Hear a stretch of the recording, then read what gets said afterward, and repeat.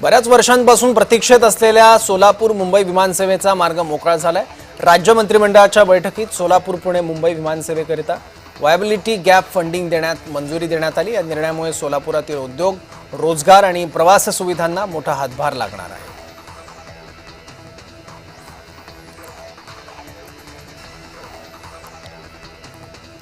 15 ऑगस्टला नागपूर महानगरपालिका हद्दीतील चिकन मटनची दुकानं बंद ठेवण्याचा निर्णय नागपूर महानगरपालिकेने घेतलाय। त्याचबरोबर शहरातील सर्व कत्तलखानेही बंद ठेवण्याचे निर्देश पालिकेकडून देण्यात आले आहेत। या निर्णयाला विक्रेत्यांकडून विरोध होण्याची शक्यता वर्तवली जाते।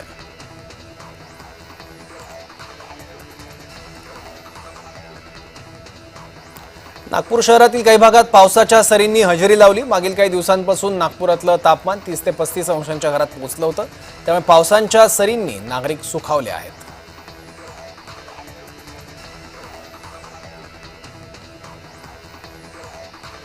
यंदा रक्षाबंधन आणि त्याला जोडून आलेल्या सुट्ट्यांमुळे 8 ते 11 ऑगस्ट दरम्यान एसटी महामंडळाला 137.37 रुपयांचं उत्पन्न मिळालं। यंदाच्या आर्थिक वर्षातील हे विक्रमी उत्पन्न असल्याची माहिती परिवहन मंत्री प्रताप सरनाईक यांनी दिली आहे।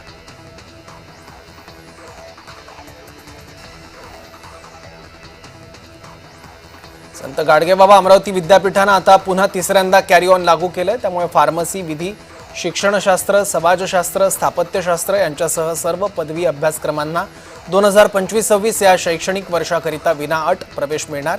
या संदर्भात अधिसूचना विद्यापीठ प्रशासनाने जारी केली आहे। त्यामुळे हजारो विद्यार्थ्यांना दिलासा मिळाला आहे।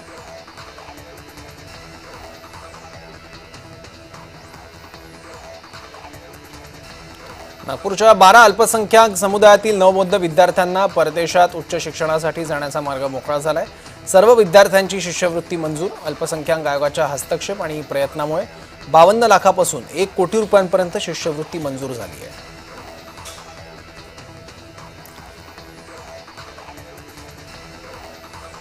सह्याद्री राज्य अतिथीगृहासमोर अपघात झालाय। बेस्टच्या इलेक्ट्रिकल बसने रस्त्यावर उभ्या असलेल्या कारला धडक दिली। बस आणि कारमध्ये चिरडून एक पादचारी महिलेचा जागीच मृत्यू झाला। महिलेला जे रुग्णालयात हलवण्यात आलं होतं।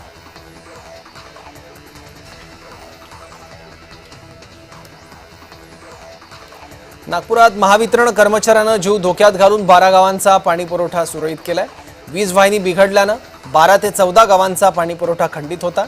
महावितरणचे तंत्रज्ञ प्रतीक तुरळे आणि कर्मचारी नितीन कावळे यांनी नदीत पोहोच जाऊन वीज पुरवठा सुरळीत केलाय।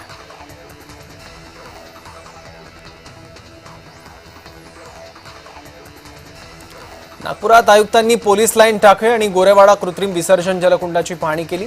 शिल्लक कामं लवकरात लवकर पूर्ण करण्याचे डॉक्टर अभिजित चौधरी यांनी निर्देश दिले आहेत।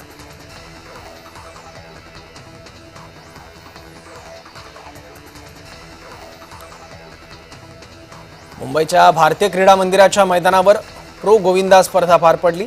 या स्पर्धेत 153 मंडळांनी मानवी मनोरे लावून विश्वविक्रम केलाय। मुंबईतील नामांकित जय जवान पथकानं 9 थर लावले, तर प्रेमनगर मंडळाने मानाची हंडी फोडली आणि ग्रो गोविंदाने विश्वविक्रम केला।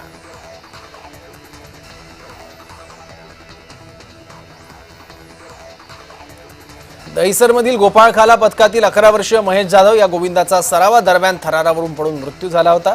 मृतकाच्या कुटुंबियांना प्रकाश सुर्वे यांनी भेट देऊन त्यांचं सांत्वन केलं। त्यासोबतच मृतक महेशच्या कुटुंबियांना 5 लाखांची मदत जाहीर करण्यात आली आहे।